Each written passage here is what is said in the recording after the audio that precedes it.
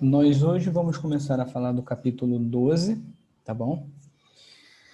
Que é um capítulo de classes e desigualdade social. Bom, vamos lá então. Seguinte, pessoal, deixa eu falar um pouquinho sobre o que a gente entende por classe e por igualdade ou desigualdade social para a gente fazer esse panorama geral para ficar mais fácil na cabeça de vocês. Bom, quando a gente fala de igualdade social, né? Deixa eu traçar um histórico aqui para vocês. Quando a gente fala de igualdade social, hoje, tá bom? Nós estamos falando eminentemente de igualdade jurídica, tá bom?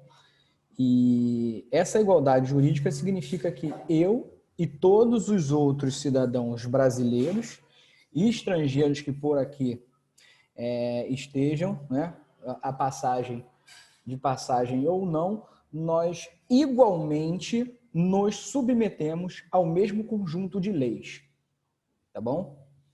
Elas estão expressas na nossa Constituição, né, Constituição Federal, a Constituição Estadual e a Lei Orgânica do município. Então, o princípio da igualdade, ele é o princípio que a gente chama em direito de isonomia, que é a igualdade jurídica entre todos os cidadãos, tá bom? Então, todos os cidadãos brasileiros têm o mesmo conjunto de direitos e de deveres, ok? Que estão materializados nas nossas leis. Ponto. Isso é o que se chama de igualdade, tá? O que a gente vai estudar aqui no colégio é que a igualdade jurídica, ela não é necessariamente igualdade social, tá bom? E aí a gente vai começar, né, de pouquinho em pouquinho, a gente vai começar a desmontar a nossa sociedade para a gente ver, né, de que igualdade a gente está falando. Não, Maria Eduardo, não é aula de revisão, não. Aula de revisão eu já passei, tá bom? Aula de revisão eu passei na semana passada. Essas são as de reposição, tá bom? Daquelas 2 semanas que eu me ausentei.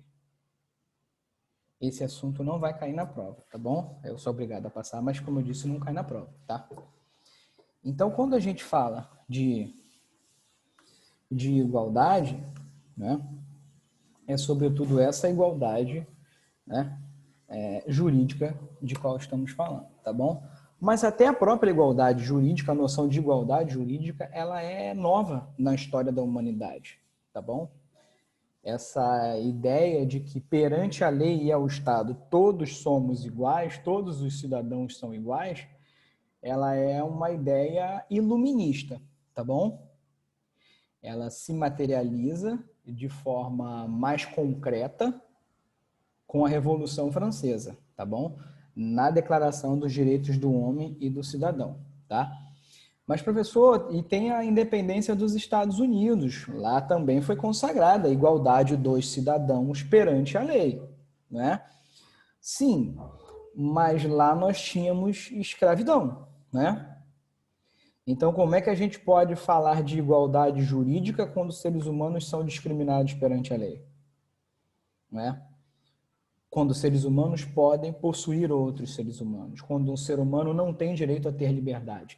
Sendo que, contraditoriamente, uma das premissas do iluminismo é que todo mundo tem direito à liberdade, né? Qual é o primeiro artigo da Lei dos Homens, né? A Carta dos Direitos do Homem e do Cidadão da Revolução Francesa. O primeiro artigo está dizendo o seguinte, né? Não exatamente com essas palavras. Todos os seres humanos nascem livres e iguais em direito. E a sua diferenciação deve se dar exclusivamente em benefício da sociedade. O que isso quer dizer, né? Deixando de forma mais simples. Quando eu digo que todos são iguais perante a lei, eu quero dizer que todos os seres humanos, né, todos os cidadãos dentro de um determinado estado, eles têm o mesmo conjunto de direitos e deveres. Isso não quer dizer que não haverá diferenciação entre eles. Afinal de contas, Alguém tem que ser o médico, alguém tem que ser o engenheiro, o outro sujeito tem que ser o piloto de avião. É necessária a diferença. Então, é essa diferença que está explícita aqui. As suas diferenças devem se dar de acordo com a necessidade da sociedade. Então, a sociedade precisa de pessoas ocupando postos diferentes. O que isso não quer dizer é que elas tenham direitos diferentes. E de onde vem essa ideia? A gente já sabe que é do iluminismo. E contra que conjunto de ideias ela está se propondo? Pessoal, quase todas as sociedades complexas que a gente conhece, eu não vou dizer todas que eu não conheço todas de cabeça, mas todas que eu conheço, elas implementaram algum tipo de desigualdade baseada principalmente no nascimento, tá bom? Isso é o que em sociologia nós chamamos de sociedades estamentais, tá bom?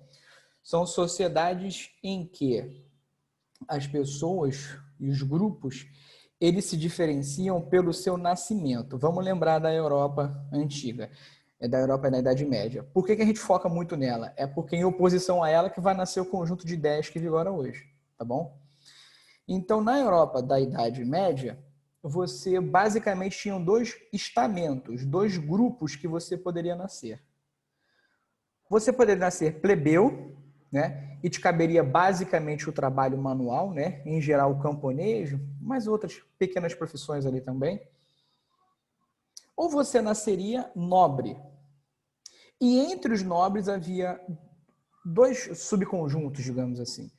O nobre guerreiro, né? Que tinha como função a guerra contra o não cristão, que depois a gente vai ver que essa função da guerra ela vai sendo absorvida pelo rei, né? E essa nobreza vira o que comumente nós chamamos de nobreza da corte, né? É contra essa nobreza da corte que os revolucionários da Revolução Francesa estão se voltando contra, porque é aquela galera que basicamente não faz nada e fica de bobeira o dia todo vivendo dos impostos de quem de fato trabalha, né? São os plebeus. Então nós temos a nobreza e nós temos o clero, que é o conjunto de religiosos pertencentes à Igreja Católica, tá bom? Então a gente vai ver, e depois de outras igrejas também, a gente vai ver que qual é a função do clero? A função do clero é rezar para a proteção dessa sociedade, tá bom? Para a gente pode parecer absurdo que um conjunto de pessoas seja divididas única e exclusivamente pelo critério nascimento, mas isso era perfeitamente lógico para eles, tá bom? De onde vem essa ideia? Essa ideia vem de Santo Agostinho, depois vai ser consagrada dentro da própria Igreja Católica, de que é o seguinte, havia a cidade de Deus, né, com as suas hierarquias, e havia a cidade dos homens, né, esse mundo aqui que nós vivemos, que também tinha a sua hierarquia.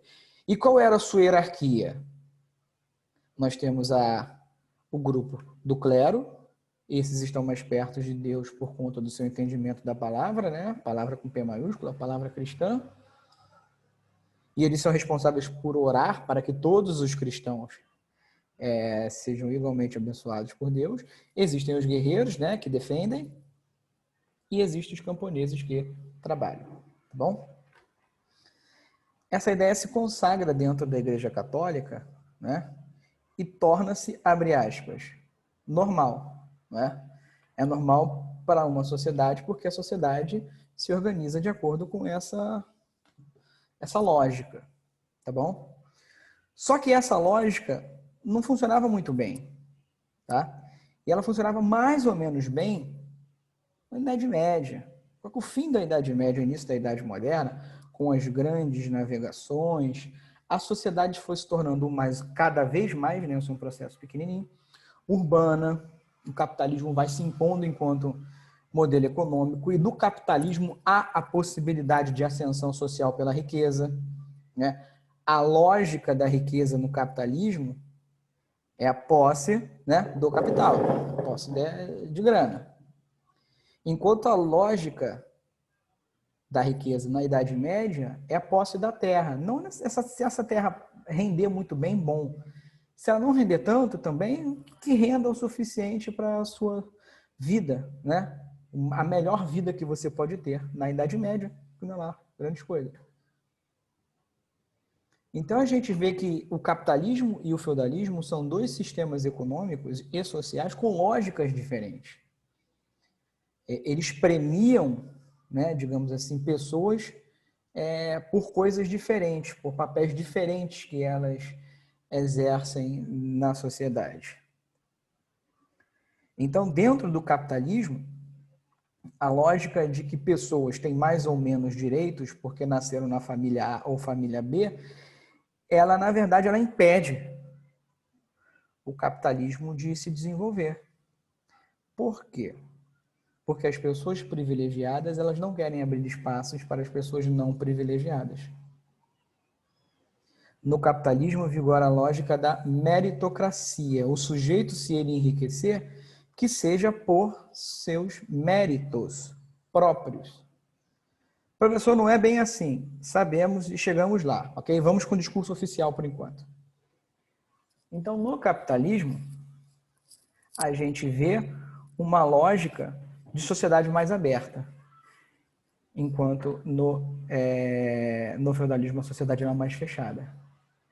Dentro do socialismo, do feudalismo, perdão, por que não há igualdade jurídica? Porque, por exemplo, os nobres eles não pagam impostos. O Estado precisa de grana para se movimentar, para existir. Né?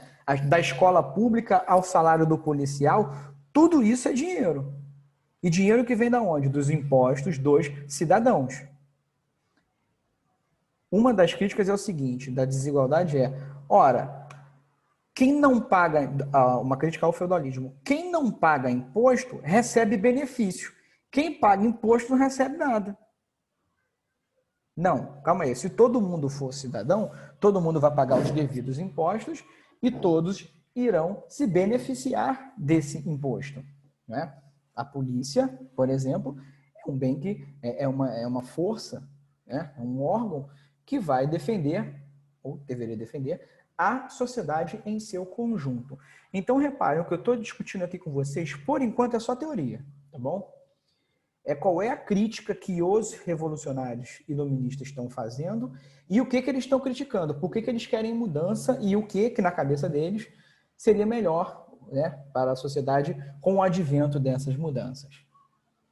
Então, essa discussão da desigualdade social, ela tem que ser olhada na perspectiva histórica para a gente entender um pouquinho melhor, tá bom? Beleza. Então, os revolucionários franceses, né, tentaram impor a igualdade jurídica, acabando com a sociedade estamental, né? E se eu acabo com a sociedade estamental, qual sociedade que nasce? Uma sociedade de classes, tá bom? Professor, eu estou estudando história, não foi de uma noite para outra, de um dia para o outro, que a igualdade jurídica na França se impôs. Teve idas e vindas, e nos outros países da Europa no século XIX também. Perfeito. Pessoal, isso é um jogo de idas e vindas. A mudança brusca na sociedade, ela não acontece, ok? Pode ocorrer uma tentativa de mudança brusca, mas ela sofre os seus vai e vens, né? Como é natural de toda a sociedade. A sociedade, a estrutura da sociedade, ela é por si só conservadora, ela não quer mudança. Né? E quem tá se dando bem quer menos mudança ainda. Né? Quem está numa posição de privilégio, uma boa posição, não vai querer mudar. Né? Ele prefere o seguro do que a mudança. E quem está numa situação ruim quer mudança.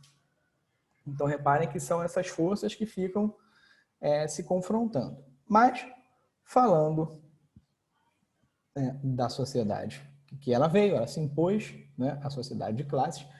Como é que é uma sociedade de classes? Tá bom? Em uma sociedade estamental, a possibilidade da ascensão social, ela até existe, mas ela é muito baixa, tá bom? Professor, quer dizer que existia a possibilidade de um plebeu virar nobre? Existia. Mas, professor, você leu errado. Cristóvão Colombo nasceu plebeu e morreu nobre. Tá bom? Ah, mas professor, o Cristóvão Colombo é uma das poucas exceções. Exatamente, foi o que eu falei para vocês. Existe a possibilidade, mas ela é baixíssima. né? Em geral, esse sujeito teria que ter feito algo muito de extraordinário para que ele ganhasse um título de nobreza, que foi o caso, por exemplo, do Cristóvão Colombo. A gente está falando do Cristóvão Colombo no século XV, tá bom? 1400, finalzinho ali do 1400 quebradinhos, tá bom? Ele chegou na América em 1492. Mas já no século XVIII, alguns plebeus muito ricos, eles compravam o seu título de nobreza, tá bom?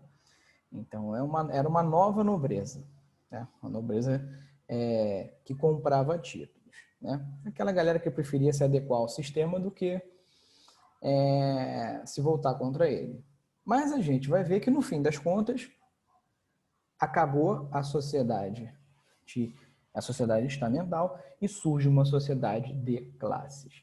Em uma sociedade de classes, como vigora a igualdade jurídica, logo não há discriminação jurídica, ou seja, não há desigualdade jurídica de acordo com o seu nascimento. Essa é a sociedade que nós vivemos, uma sociedade de classes. Em uma sociedade de classes, a posição de ninguém é definida por si só pelo nascimento. Mas, professor, o sujeito é filho do homem mais rico do Brasil. Sim, o pai dele, por acaso, é rico. Mas não foi o nascimento dele que tornou a família dele rica. Tá bom? O nascimento é loteria. Ele deu sorte de nascer na família do homem mais rico do Brasil. E o sujeito que nasce na família mais pobre do Brasil? Igualmente, a pobreza da família dele não foi definida pelo nascimento.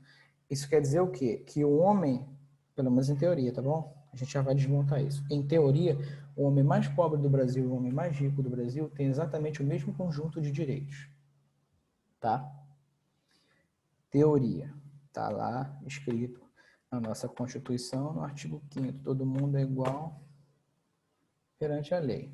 Tá bom? Homem, mulher, negro, branco, azul, amarelo, norte, sul, todo mundo é igual. Tá bom? Então, a primeira coisa que eu preciso que vocês entendam é isso, tá? Que uma sociedade de classes, que nós agora vivemos em uma sociedade de classes e que numa sociedade de classes vigora a igualdade jurídica.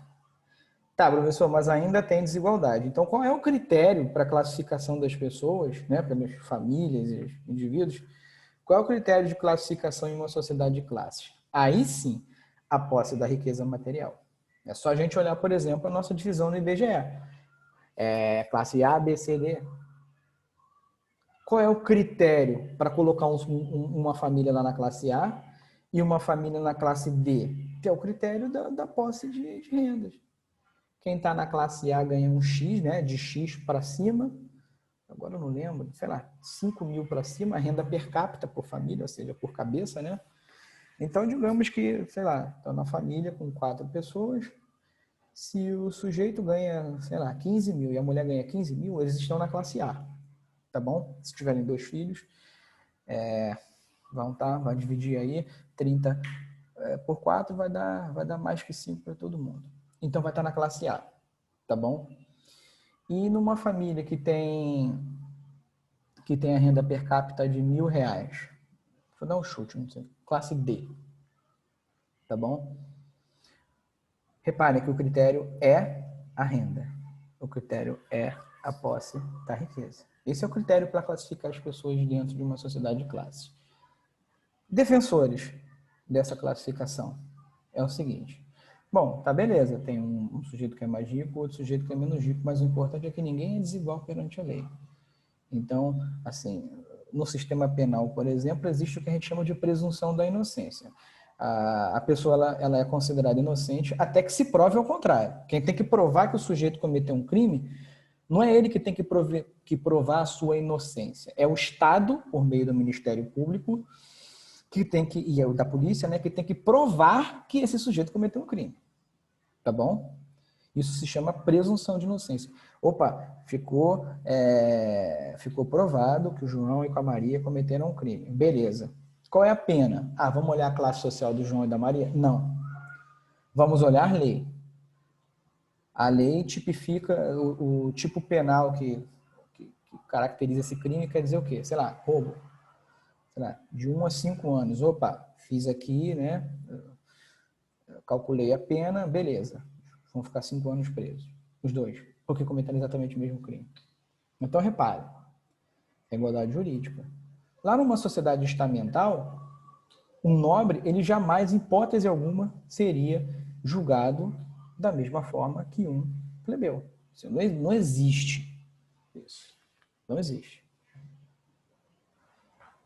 Então, reparem que para os defensores desse sistema, a igualdade jurídica por si só já seria um benefício, já que em uma sociedade livre, de acordo com a justificativa deles, não seria possível garantir a igualdade material. Porque a pergunta que eles se fazem é: como é que eu vou garantir a igualdade material de todo mundo? Assim, o homem mais rico do Brasil, ele é porque, sei lá, tem uma mega empresa aí. Como é que eu vou fazer? Eu vou pegar a riqueza dele e vou sair distribuindo para outras pessoas que não produziram aquela riqueza? Veja bem, eu não estou dizendo que esse raciocínio é certo nem é errado, tá bom? Eu estou explicando o raciocínio. De acordo com os defensores de uma sociedade meritocrática, né, uma sociedade liberal, uma sociedade aberta, as desigualdades acontecem porque as pessoas são diferentes. As pessoas têm competências diferentes, logo elas chegarão em lugares diferentes. Ponto. Mas, professor, esses caras estão se recusando a olhar para a sociedade? Não. Pessoal, esse é o pensamento lá do século XVIII. Os liberais do século XX, século XXI já estão muito mais evoluídos do que isso. Não é à toa que, se você olhar os liberais sérios, né? Porque no Brasil tem a maioria que não é sério, mas tem os sérios também, que vão dizer o seguinte: opa, não, calma aí, realmente a desigualdade social no Brasil ela é tão profunda que ela, inclusive, chega a afetar a própria igualdade jurídica, não é? É só a gente olhar quem é que tem mais acesso, por exemplo, à defesa do que um homem rico ou um homem pobre. Um homem pobre talvez não tenha dinheiro para poder pagar um advogado, não é? Ele vai precisar da defensoria pública, que a defensoria pública tem uma série de problemas. Já o homem rico, ele pode pagar o melhor advogado do Brasil, ou o melhor advogado que ele conseguir. Então, ser liberal é defender uma sociedade igualitária. Ser liberal no século XXI é defender uma sociedade igualitária na saída. O que é na saída? É durante o nascimento. Eles continuam reconhecendo que, por exemplo, as pessoas são desiguais. Existem famílias um pouco mais ricas e um pouco mais pobres. Mas o importante é que a gente garanta para aquelas crianças a mesma proteção e os mesmos serviços do Estado para que elas tenham possibilidade de ascensão social. Então, repare, o liberal ele foca na igualdade de saída, não na igualdade de chegada. Se eu garanto, vou dar, por exemplo, a vocês o exemplo da Suíça, uma sociedade liberal, né? E lá você vai matricular o teu filho. Se você for o homem mais rico da Suíça e o homem mais pobre da Suíça, né? E lá não tem pobreza como tem aqui, a escola pública é igual para todo mundo. Ah, professor, mas eu sou muito rico, eu quero colocar o meu filho numa escola ultra mega ninja. Perfeito, você pode, não há problema nenhum. Agora, se você não quiser fazer isso, o teu filho vai ter exatamente a mesma educação do que um filho da camada mais baixa, de homens pessoas da camada mais baixa. E a educação, professor? A resposta é óbvia, ela é de qualidade. Então, reparem, o filho de um homem da classe mais baixa, ele vai ter acesso exatamente ao mesmo conjunto de benefícios, de serviços educacionais do que um homem mais rico. E a gente já está careca de saber que a educação faz uma baita diferença no salário das pessoas. Então, se as pessoas têm acesso a uma boa educação, a possibilidade delas ascenderem socialmente aumenta. Aumenta, professor? Garante por si só? Não. Aí os liberais entram e falam: olha só, tem pessoas que têm competências diferentes. Então, se o sujeito tem competência muito boa, digamos que para engenharia, né? O sujeito é ótimo na engenharia, Ok, ele como engenheiro, ele vai ter o seu serviço solicitado e se ele for um cara muito, muito, muito bom, ele vai se destacar inclusive entre os engenheiros. E por que não ele cobrar um valor alto pelo serviço dele? Não é ilegal, paga quem quer. Se a pessoa que contrata o serviço dele acha que o preço vale, aí é entre quem está oferecendo o serviço e quem está contratando. Então eu não posso impedir esse sujeito de ascender socialmente. A mesma coisa eu poderia falar do médico, do advogado, do jogador de futebol, do sujeito que, eu nasci, eu era garçom, mas aí eu montei um restaurante e agora estou prosperando. E sim, ótimo. Quando a visão vem da UE aqui. Então, qual é o problema da ascensão social? Se ela é feita de forma digna, de forma legal, né? Não adianta nada crescer roubando. Então, essa é a justificativa liberal para uma sociedade focada na igualdade jurídica e na igualdade de acesso. E onde as pessoas vão chegar, aí eles dizem, aí o mérito vai levar. A gente sabe que não é só o mérito, né? Tem todo um conjunto, né, de fatores, de sorte e azar, mas enfim, o sujeito que é um bom médico, por exemplo, por que não cobrar muito pela consulta dele? Paga quem quer. Se o sujeito ele é um bom cantor, sei lá, os caras, a professora tem um grupo aí que cobra, sei lá, 500 mil para poder fazer um show. Ele cobra o que ele quer e paga quem quer. Nós não vivemos em uma sociedade livre? Então essa é a justificativa liberal. Ser liberal no século XX, século XXI, não é ignorar a necessidade de melhorar a sociedade. Por isso que ser liberal no século XXI não é necessariamente ser a favor de uma educação privatizada. Pode ser uma educação pública. Não necessariamente é ser a favor de uma saúde privatizada. Pode ser de uma saúde pública, contanto que seja efetiva, né? Então, só para a gente não deixar de entender todos os posicionamentos aqui, tá bom? Ponto. Essa é a visão um pouco mais liberal, tá bom? Qual é a visão um pouco mais à esquerda disso, tá bom? A visão um pouco mais à esquerda disso, eu falo o seguinte, que essa igualdade jurídica, na verdade, ela é uma igualdade simbólica, porque assim, ela está no campo das ideias, mas ela não está no campo dos fatos. Por exemplo, existem pessoas, todo mundo é igual perante a lei? É igual perante a lei. No entanto, e a gente está falando no caso do Brasil, milhões de pessoas estão vivendo em situação de marginalização. E que marginalização é? São criminosos, professores? Não. Marginal é quem está à margem do sistema. Ele não está muito bem inserido no sistema. Então, lá na nossa Constituição, está lá, garantido. Todo mundo tem acesso à educação e à saúde. Vamos ficar só na educação e saúde, que são dois temas importantes. Nem todo mundo tem acesso à educação e à saúde. Então, estar lá na Constituição escrito, por si só, não quer dizer muita coisa. E os socialistas vão olhar para isso e vão dizer, essa justificativa de que todo mundo é igual perante a lei, se ignorar o fato de que nem todo mundo é igual na sociedade, ou seja, se ignorar a desigualdade social, não vai fazer uma análise adequada da sociedade. Então, igualdade jurídica não é sinônimo de igualdade social. E a igualdade jurídica por si só, ela não acaba com a desigualdade social, porque a desigualdade social é muito mais profunda. Ela é anterior a essa sociedade nossa. A sociedade de classes, republicana, Ela é anterior. Então, nós herdamos todo um conjunto de problemas que só dizer que todo mundo é igual perante a lei por si só não resolve. Tá bom? Então, repare, nesse sentido, vertentes liberais, né, do social-liberalismo e do socialismo, eles se assemelham, porque eles fazem crítica à igualdade formal, né, simbólica ali, tá no papel, e criticam a desigualdade real que existem entre as pessoas. O que diferencia né, dos dois. Como eles querem chegar a uma igualdade? Enquanto o liberal ele foca mais na igualdade do ponto de saída, o socialista ele costuma focar mais na igualdade no ponto de chegada. Como se dissesse. É uma forma muito vulgar de dizer, tá bom? Não é? Mas eu vou reduzir o máximo possível.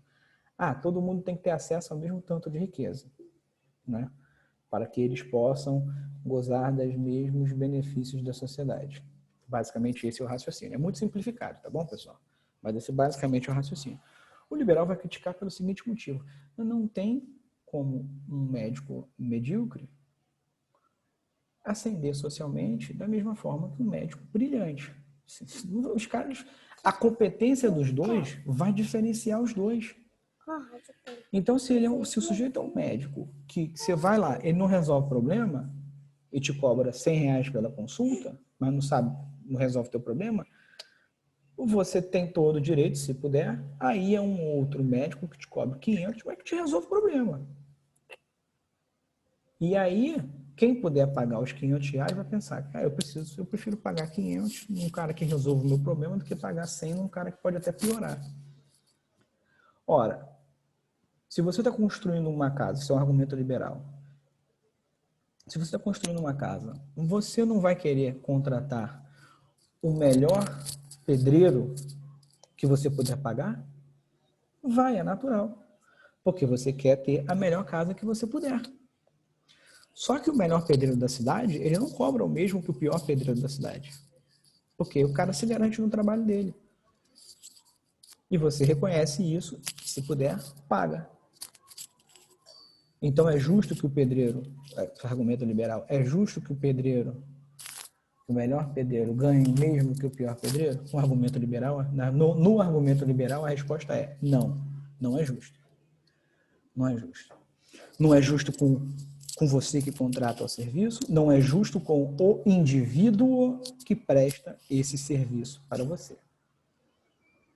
Tá bom? Então, daí a desigualdade se justificar. Mas reparem bem,